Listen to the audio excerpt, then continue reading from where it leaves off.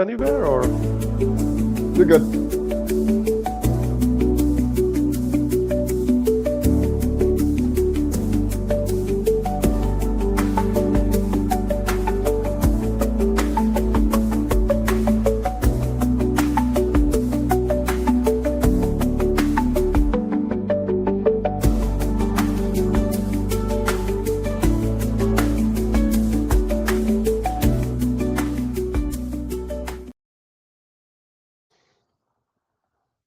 And we are live. Hello, everyone. I'm Jessper Maquindang. If you're here to build a stronger team and a more effective company culture, you're in the right place. In each episode, our guests provide tips, strategies, and insights to help you and your people thrive. And I'm excited to introduce today's guest. Roland Illyes was born and raised in Hungary and has called Australia home for 16 years. His journey has taken several interesting turns, from studying law and computer science to completing an MBA.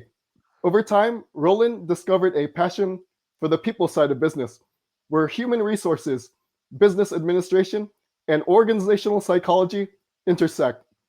Roland takes pride in doing things a little differently in that space, helping workplaces become more human, balanced, and effective.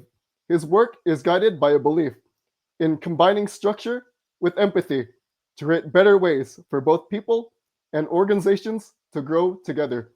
Joining us from Australia, let's welcome Roland Illyes. Roland, welcome. Jasper, thanks very much for having me. That's a very comprehensive introduction of myself. Other than Australia, I must tell everyone that we have more than beaches all around. As you can see in my backyard or my background, that's about 400 meters from us, and I'm dialing in from the beautiful Blue Mountains. Roland, that is an excellent view that you have there, especially the mountains. But thank you for joining us today. I'm very excited about today's topic, and it's this idea of healthy workplaces for everyone. And you mentioned it should be a right and not a privilege. Roland, could you share more about the research and statistics in the work you do? Absolutely. So GRACEX is an employee well-being and engagement platform for the small and medium enterprises. And the reason why I started to work on that project, because um, in my 16 years corporate experience in Australia, I had one really good example and really good experience. And when I wrapped up my contract with that company, I just stepped back and I said, this is how everyone should work. This is how you should feel heard. You should feel safe, and this is the environment where we should spend our 1/3 of our adult time. So when I started to do the researches and figuring out how can I establish or how can I bolster that environment for every company, is not just one as in my corporate history or career was. Um, I bumped into a massive case studies that was running over 2 years in the Google called the Project Aristotle, and that project was looking for the answer for a simple question: why one department works brilliantly and the next department in the same building are dysfunctional. They went into different theories. It was like over 250 touch points in the whole studies. Long story short, they came back with one single reason, and this one is the psychological safety. Namely, if people feel safe in their workplace, then they can be more productive, they can be more engaged, and I think, which is really important, they are safe in even in an office environment, because which is really important to understand. Safety has two aspects in the workplaces: the physical and the psychological safety. And being safe psychologically is as much as important as being safe physically in the workplaces.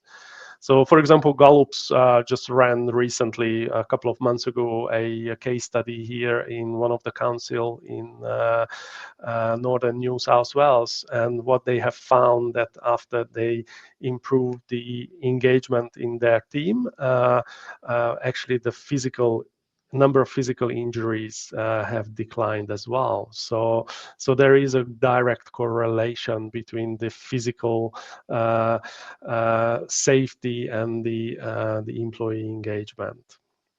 Roland, thank you for sharing that. And yes, there is a lot of research in this field, and I went to take a look as well. And I do have a couple of things from Gallup as well, and just wanted to get your thoughts and perspective on them. The first piece of data that I found from Gallup is only about 33% of employees worldwide say that they're thriving. So that means 67% of employees feel like they're not thriving. Just wanted to get your thoughts on that. Absolutely. And also, I would like to bring one more number into here. So it's roughly about 23% of the employees worldwide, based on the Gallup's number, are actively engaged. So you can actually see the direct correlation, the active engagement and thriving. And also another really fascinating correlation is 78% of the employees who saying they are thriving in their workplace, they say actually they're thriving outside of the workplace as well, which is just giving you a really good sense of feeling that you cannot handle the work and the life separately. So I'm a big advocate of changing the terminology or the terminus technicus in the HR world, because they are still talking about work-life balance. I would say this is an incorrect and an outdated definition, because what we should talk about is about the work-life integration. Because if you cannot integrate the work into your life, then your life will be impacted by your work. And every time when you consider the work-life balance, you always think about like a seesaw. And since COVID, we don't have that luxury anymore to close the door and walking out into the office. Most of us are still working from home. So which means we need to integrate our working time and focus into our life, and vice versa. So that's why it's so important. And those numbers that you just brought up, I think, is just underlining how important is the work-life integration is. Roland, that is an excellent way to put it. And there's another follow up piece of data I found from Gallup and wanted to get your thoughts on it. 41% of employees reported a lot of stress at work. Wanted to get your thoughts. Actually, 41% is a worldwide number. Here in Australia, we even have higher number than that. Really interesting, those trend as it's been increasing, and that stress is coming from multiple psychosocial hazards in the workplaces. One thing is about the the workload that we are facing day to day. The workload will not be higher or smaller or lower uh, uh, based on the workplace design. However, if you work smarter, less harder, most probably the stress factor will be certainly lower. And that's why at GRACEX we really highlight and the loud advocate of focusing on the workplace design, because this is really important. You may find one particular task frustrating and really tedious, while in my mind that's just like a business as usual as a 5 minutes task. What's happening is you start actually procrastinating, just delaying, deferring that task, saying, "Yeah, I will do it next time. I will do it next time," and it is just growing and it's just pushing you during your whole day or your whole week. While if we agree that this task doesn't fit for you and I can do it in 5 minutes, we can actually design the workplace accordingly. So, which means we can remove a serious stress factor from your life, and the effectiveness of our teamwork, where actually we are working together, not just as two siloed individuals, then the impact is not just about your happiness, but also about the resilience in the company, and also end of the day, it's a very well defined dollar figure at the end. Ex- Roland, excellent way to put that. And I wanted to share some comments that came in as we were sharing the gloomy statistics. Amy Comfort Long, thank you for tuning in. Wanted to share one more statistic, and Roland wanted to get your perspective. This came from McKinsey, and they discovered that only 26% of leaders are actively creating psychological safety for their teams. What are your thoughts on that? Unfortunately, as much as the entire organization is responsible for a safe environment and physical and the psychological level as well. Also, Gallup brought up a very alarming trend, saying that your direct manager has 4.5 times more impact on your psychological health than your psychologist or your GP or even your family member. So that's why the role of the leaders are extremely important. And the other thing is why you have just only 1/4 of the leaders actively handling or looking after the psychological safety is the one thing is the lack of awareness. The other aspects is the lack of training or preparation for it. So that's why it's another workplace design question. Do we have the right people promoted into the right position? And if yes, do they have the right level of support tools in their hand? If not, then this is a very clear indicator that the leadership team, the top leadership team, needs to focus on the supporting that layer of leaders or managers. Roland, that is an excellent aspect to consider. And I wanted to share another comment that came in.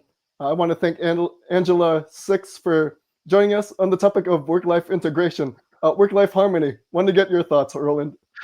I think it is a kind of nirvana of the work-life integration. So once you have a harmonious collaboration between your work and your life, then you certainly in the top quadrant or in a sweet spot. And as I mentioned, it's really important to understand this is not just for your work life; it is your holistic view of your life as well. But yeah, I love it. Most probably, I should steal it from Angela. Excellent. Thank you, Angela, for tuning in. And we have one more comment, again, on the same perspective of work life integration from Neil Lean. Neil, thank you for tuning in. Work life integration is spot on. I'm glad it's finally being seen. Roland, want to get your thoughts. Absolutely, I think. Really challenging, and I'm very unpopular in the HR world when I'm saying I'm actually really sorry, but two digital transformation has happened in the last 10 years. So COVID has happened, and we needed to adopt the working from home, and we needed to design our work around the remote working. That was the first one. The second one, again, we can fight against as hard as we want, but AI is here. So those two digital transformation impacted HR radically. And one of the consequences is, for example, their 40, 50 years old terminology of work-life balance is completely out of date. And I would really love to see, as in the latest academia, you can see the changes in the terminology, but even in the textbooks in the university, they still talking about the balance, which, as I just explained, certainly doesn't fit anymore into the modern workplace. Excellent. And really want to thank you for sharing that perspective, Roland. And want to share one more piece of data before we go on to the next part. And this is within the United States, the American Psychological Association. What they found is that 92% of workers said it is important to them to work for an organization that does value their emotional and psychological well being. Roland, wanted to get your thoughts on that.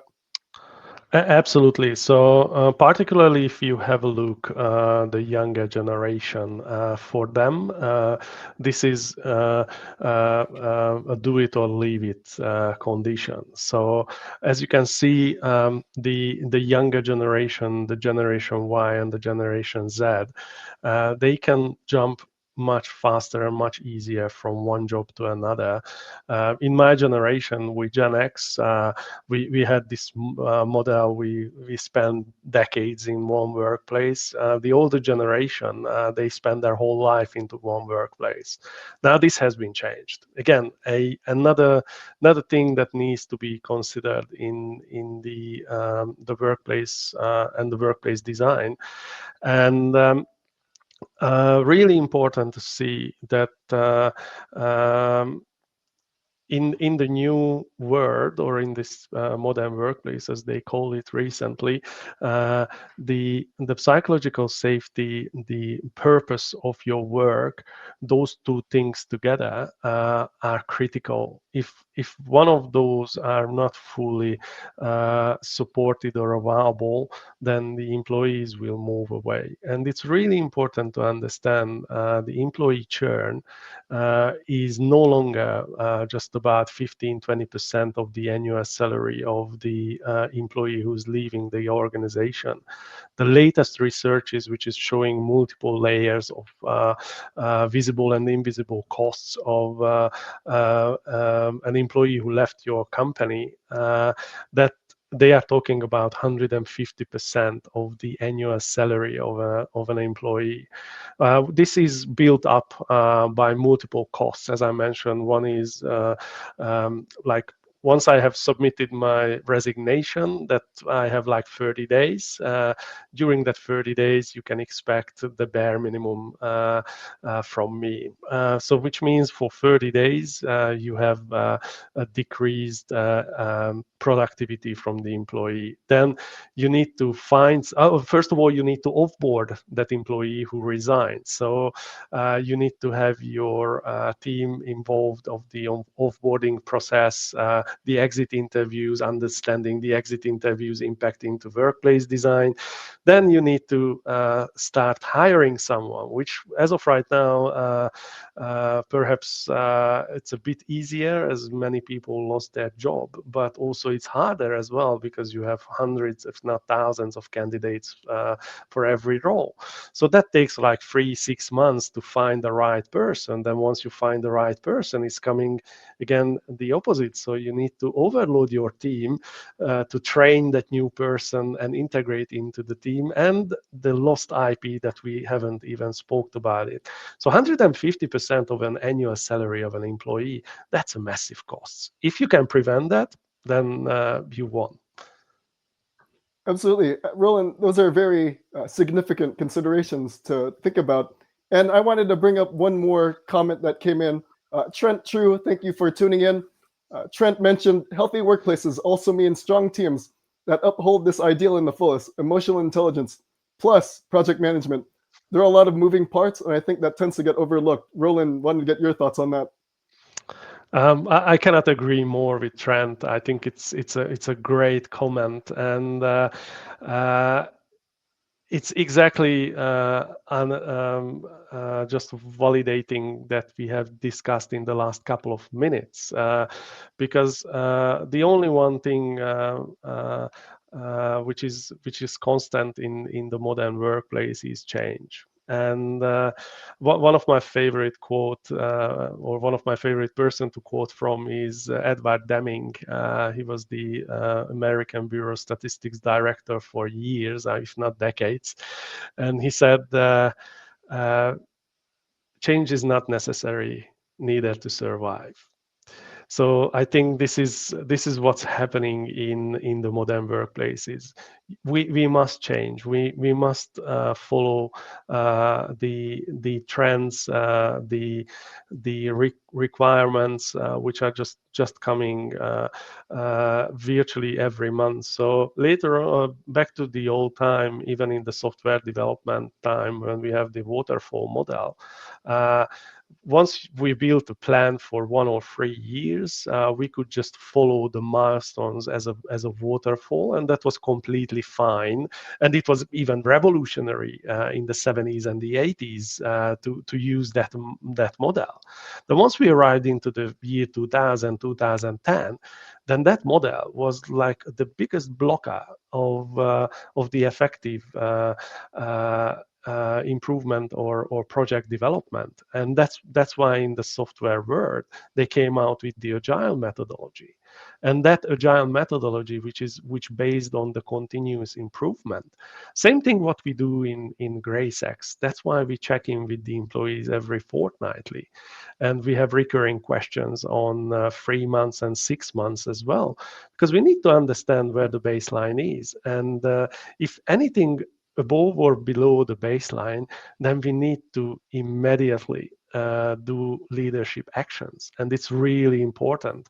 Otherwise, once you start derail your vision with the employee's vision, then you very quickly landing in the loss of effectiveness or loss of productivity, or as I said, worst case scenario, loss of your employees, or you have injuries in the workplace. So yeah, Trent, absolutely spot on. Roland, excellent perspective. And Trent, thank you again for your comment, and thank you again for tuning in. Let's move on to the next part. Roland, tell us more about your inspiration into what led you to research more into resilient psychological safety and healthy workplaces for everyone. Yes, so it is not a secret. I'm a practicing Christian, and if you worked in project world, you know that you always name your project in something interesting names, and this is how I started to work on GRACEX as a Project Grace. Project Grace is started from inspired by the Bible, as one of the last word of the Bible is grace. But later on, as I developed more on the framework wise, I actually translated grace into a mosaic word, which is the guidance for resilience and awareness in the corporate environment. So, which gave a secondary meaning of this fantastic word. And as I realized during the product development that my experience and academic background is not sufficient to deliver end-to-end the project, that was the moment when I brought in the organization of psychologist teams. And once we put the product together, that's where we came out with the name of GRACEX, where the X is coming for the transformation aspects of the whole initiative. And also, I just used to laugh. I was born in the very last year of the Generation X, so maybe that was also in the mix. So the reason why I started to work on Grace X or Project Grace originally, because I wanted to do something which is really effective and really has impact for people. Um, as I'm spiritually not as mature enough to lead a ministry, I actually decided to use GraceX as my ministry, where actually I can help people. And I've seen that the biggest challenge that I have realized is the workplaces. And as I said, currently the average employee uh, is reporting back as a privilege to work in a good workplace rather than as a standard. And that was the main motto, or that was the main idea to starting to work on it. How can we bring that experience to every employees to working in a healthy workplace? So as I started to work on the framework, I mapped out a couple of core principles, as we are mainly focusing on the small and medium enterprises. The reason for that, because the larger enterprises, so like the 500 plus employees companies, they already have army of HR people and allocated budget for this perspective. It's not because those companies are much nicer than the smaller companies. The reason for that, because it costs a lot to them. So they try to control those risk pool as effectively as possible, because they know that it is going into the profitability and the productivity of the company. In a smaller scale, unfortunately, the biggest hurdle that we need to break through is the awareness piece. So we need to explain and translate the direct and indirect business impact to the business leaders, to understand it is not business as usual that people are walking out from your company, or people are taking unplanned leaves in their workplace, um, regardless of how busy the company is. If it's a small company we're talking about, which is really complicated, is really translating to dollar figures the presenteeism, which the presenteeism means the employee doesn't leave the company, the employee doesn't take additional unplanned leaves from the company, but just goes into the office enjoying the free lights, the complimentary coffee, and do as less as possible, just to make sure to avoid the HR investigations. Now, bring those people up, and just referring back into your earlier statistics. So over 60%, 66% of the employees are not thriving in their workplace, and over 64% are not actively engaged, and 15% of them actively disengaged in the workplace. So which means the actively disengaged employees, I just used to call them as the paid enemies. So they do nothing else on the full time in your workplace. It's just they try to undermine your business goals. So if you can bring those people into the same vision where the leadership team have, and and just to explain to them, and again, another quote from W.E. Deming, he said, motivation, nonsense. The only one that people needs to know why their work is important. And it is a very, very powerful statement. So if you don't understand why your work is important, then I bet you that you will not do your best. Excellent, Roland. And thank you again for sharing your story. And comment from Amy Cornford Long. Amy, thank you for tuning in. She really appreciates your story. Thanks, Amy. Thank you again, Amy. And as we're taking a deeper dive, you did cover this earlier, but I wanted to put more emphasis into the topic. And Roland, I was curious to learn from your perspective, why should leaders place healthy workplaces as a higher priority in their list of things to do? I wanted to get your perspective on that. If we're talking about the leaders, before we talk about the workplaces, the other very noisy message from us is the same thing as in the airplane. So before you want to help anyone else, you need to take the mask first. So the very first thing that the leaders needs to understand, if they need to be healthy, they need to be safe, and they need to be in a position to be able to help for others. As we highlighted how important their role in the employees' mental health is, so which is like 4 times higher than the GP or the psychologists. First of all, if they are not well, they will be not able to help. So that's why before you start designing your workplace, first of all, you need to sit down and understand if you are okay. If not, then first of all, you as a leader needs to bring yourself up into the baseline. I think that's step number one.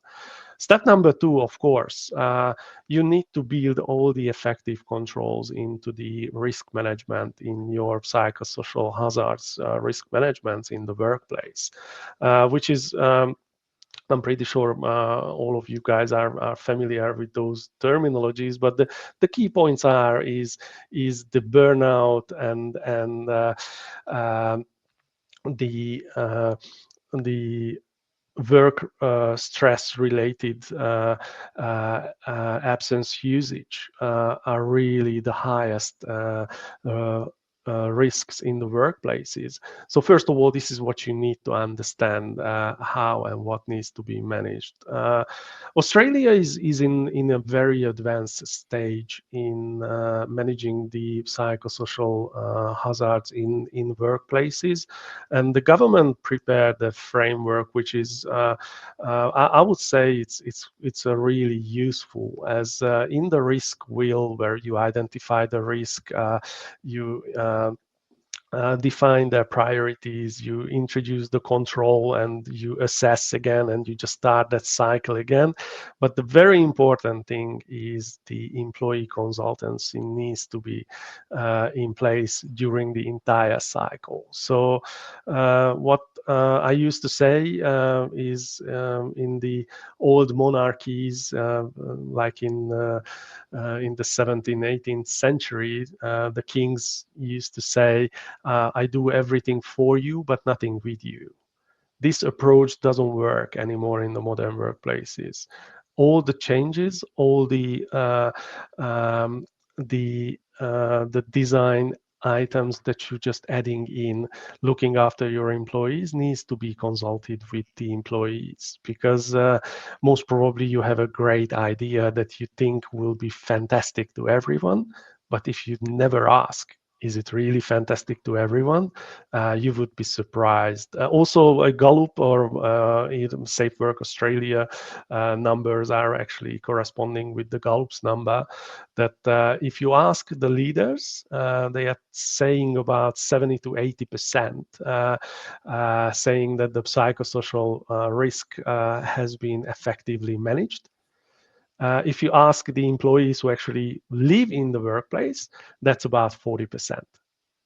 So the gap between the two perceptions or the two views is coming from the I'm doing it for you, not with you, and that's really something that needs to be addressed in the workplaces.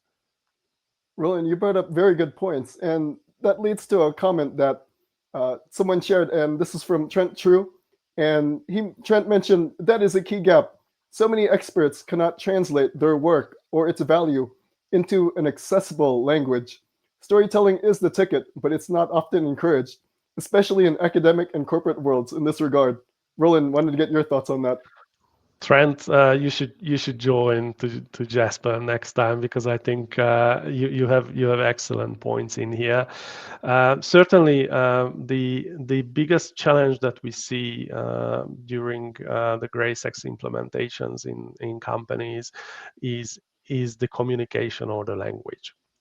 So if it is not clear enough, if it is not understandable to everyone, then it's just introducing additional fraction or additional tension for the employees. And what's happening is, if that tension is not understood and it's not addressed effectively, then the latest research is showing 21 days continuous stress is actually leading you more than 80% chance into burnout. So 21 days chronic stress in your workplace uh, is leading you into burnout. That's like an absolute alarm. What it means, that's why it's so important message. You need to learn to rest. You need to learn to switch off. If you don't do it, 21 days is just 3 weeks. 3 weeks, massive chronic stress can bring you into burnout. I think that's something which we need to use as a red flag, and that's why it's so important. The message is clear: learn to rest, not to quit. So that's I think really important, and just referring back into your earlier question, when you are designing a psychological safe environment, you need to allocate effort and time for the rest, because resting is the key. We need to sleep. We need to sometimes do something different than work. And if we don't have that capability, or we don't have this capacity, one or the other, or sometimes they are hand by hand in the work, then that has very serious consequences in relatively short term. Yes, Roland, very important aspects to consider. And thank you, Trent. And we have another comment from Angela6, and she mentioned we have an opportunity to build a true culture of workplace well being, one that treats wellness not as a program, but as a shared organizational value, woven into how we lead, operate, and grow together. Mental health is not a private matter, its effects ripple outward, touching families, teams, communities, and society at large. When we make well being part of our business strategy, we're doing more than enhancing performance. We're modeling empathy, compassion, responsibility, and leadership. Roland, wanted to get your thoughts. Fantastic, Angela. You actually talking in my language absolutely in here, regardless of my hard accent. But so, Angela, it's really critical. That's why we call GRACEX as a resilience operating system. The reason for that, because it needs to be part of your day-to-day operations. It needs to be part of your everyday routines and rituals. If it is not part of it, then you always consider well-being initiatives or mental health support as a siloed program or initiative in the company. If you are lucky enough, maybe it is an umbrella, but even if it's an umbrella, it's not part of the day-to-day routine, and that's why it's so important, and perhaps the only effective way of rolling out any kind of change like that is to link or use rituals. When I'm talking about rituals, is certainly if, for example, a company doesn't have a monthly all hands meeting, then I would say that certainly needs to consider a couple of things. One thing is, how do you effectively communicate with your employees your short-term and mid-term goals? How do you communicate to your employees the wins or the areas where you need immediate help from everyone in the team? Or how do you recognize or how do you reward your team if you don't have a formal ritual like an all hands meeting? Or even beyond the all hands, do you have an effective one-on-one meeting with your direct reporters? When I say one-on-one, it's not about like a project check-in or a status report. It's about a structured way of checking in with your direct reporters. Um, do you have the right tools in your one-on-one, for example, to provide a constructive feedback? do you even know what's the difference between I'm not sure if you guys read the Radical Candor. That's one of the best book I have seen on that, which is providing an effective tool how you can actually be honest and be effective and constructive in your feedback. Really important.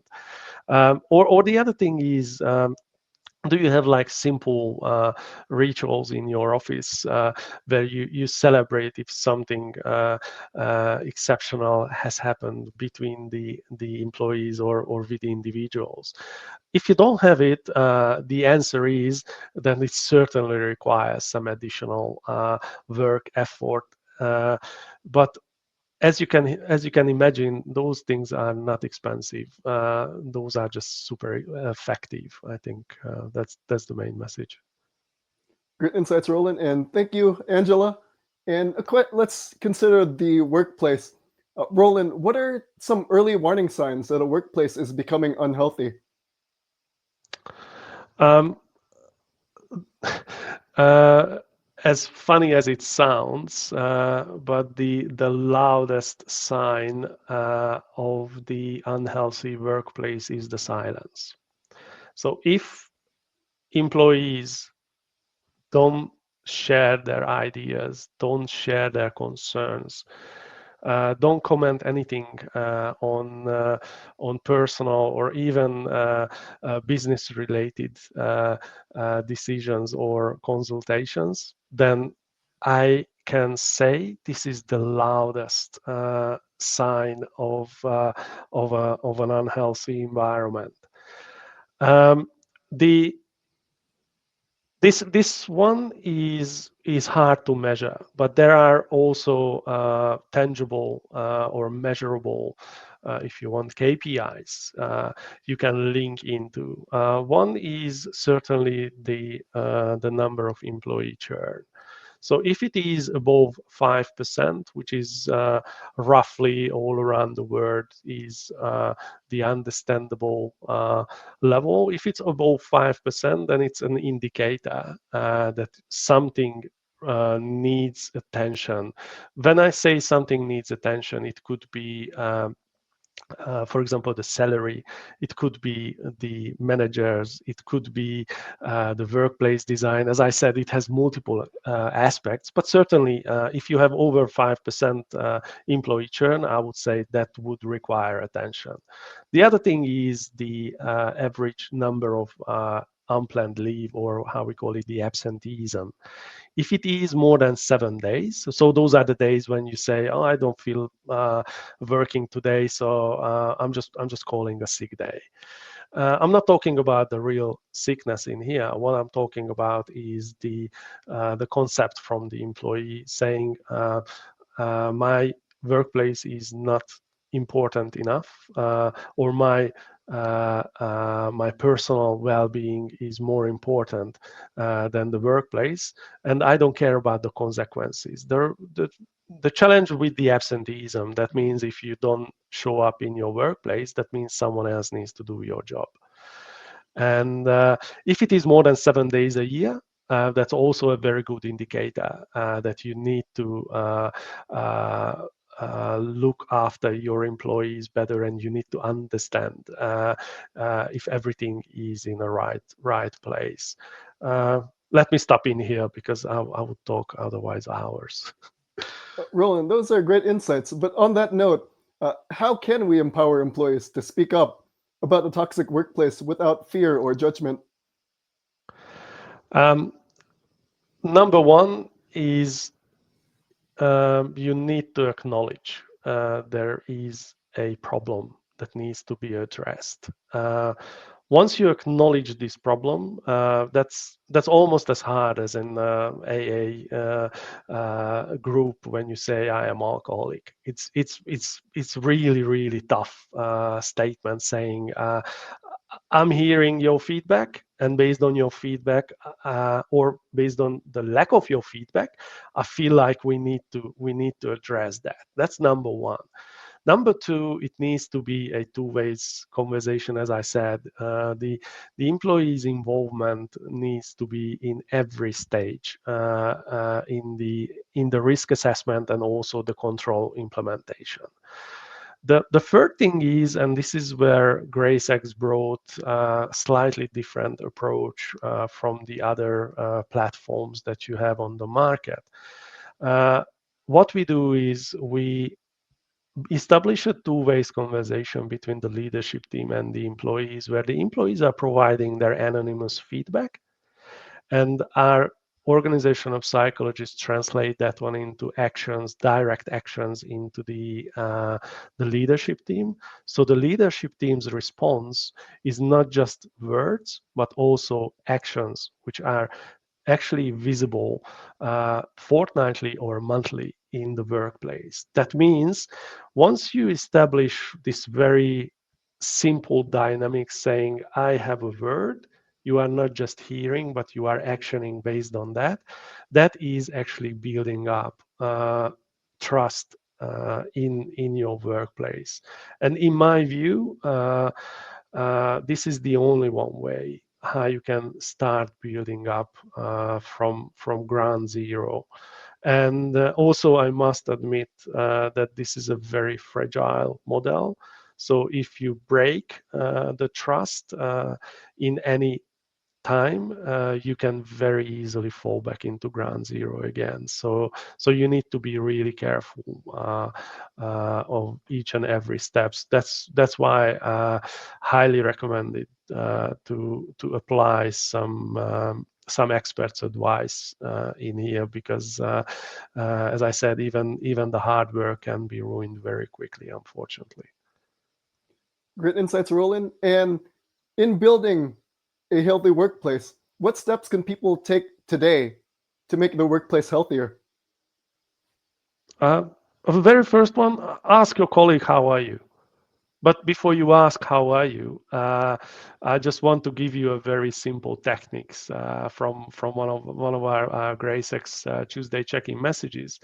So before you ask how are you, your colleague, let's set the boundaries in your mind. One thing is, when I'm asking you how are you, I don't want to solve your problem. I don't want to take over your problem. I don't even need to be sympathetic with your problem. My role is, when I'm asking how are you, is being present and being empathic. And the most important thing, following it up later on. So my recommendation is, let's set these boundaries in your mind and ask one of your colleagues who you never talk or you haven't spoken for a while, just ask how are you. And it's don't let's say I'm all right, thanks.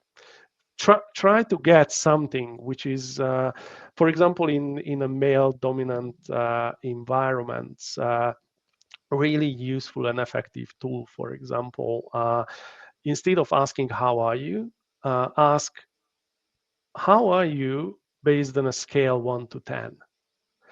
Now, because in psychologists proven that we males, we don't want to complain, we don't want to whinge about the tricky life or the tricky situation, or even just to reveal our feelings.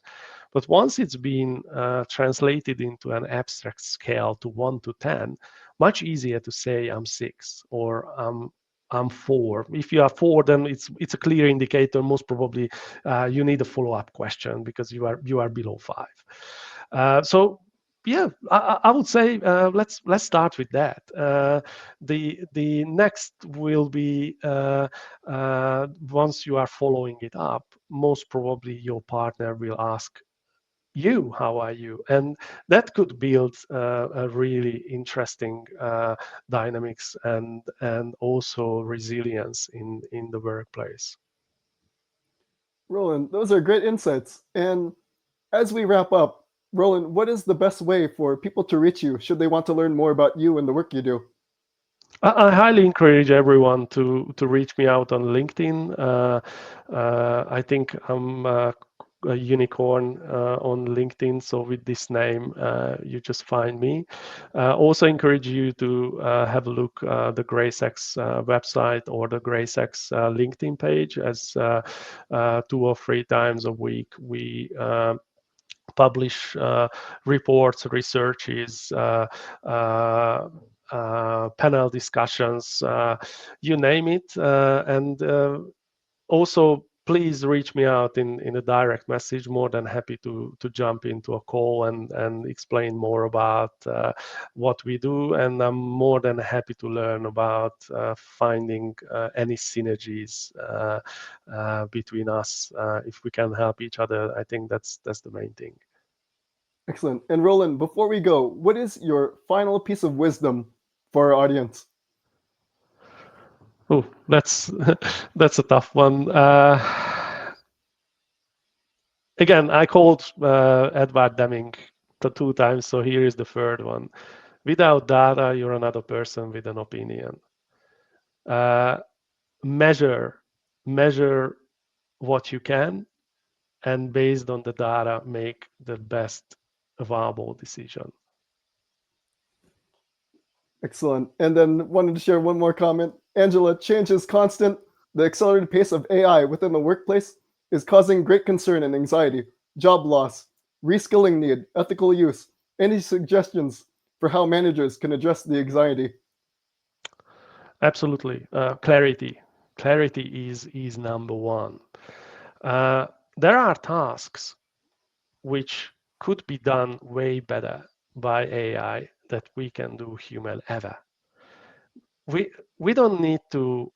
We could learn from the history. There were the Luddites in the Middle Age in Europe. They destroyed machines, saying, "Oh, these machines are actually taking our jobs away." Obviously, Luddites didn't win, and the machines grown, and now we are in AI.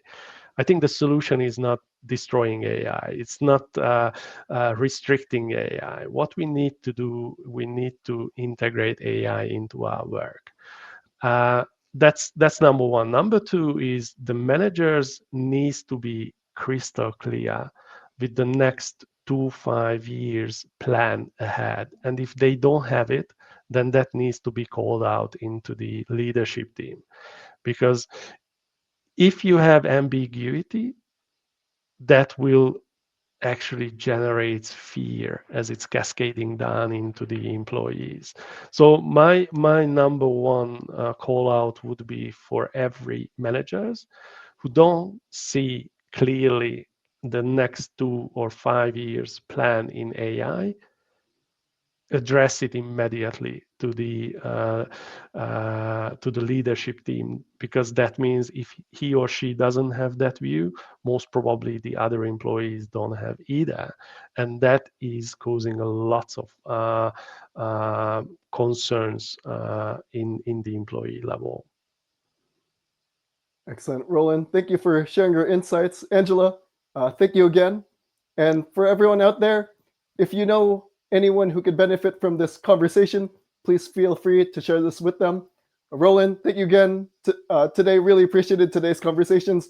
Really appreciated your insights on resilience, psychological safety, and making healthy workplaces for everyone. And it's not just it's making it the standard, not the exception. Again, Roland, really appreciate your insights. For everyone out there, thank you again for tuning in. I'll see you in the next episode. Thank you so much, Jesper. Have a good one.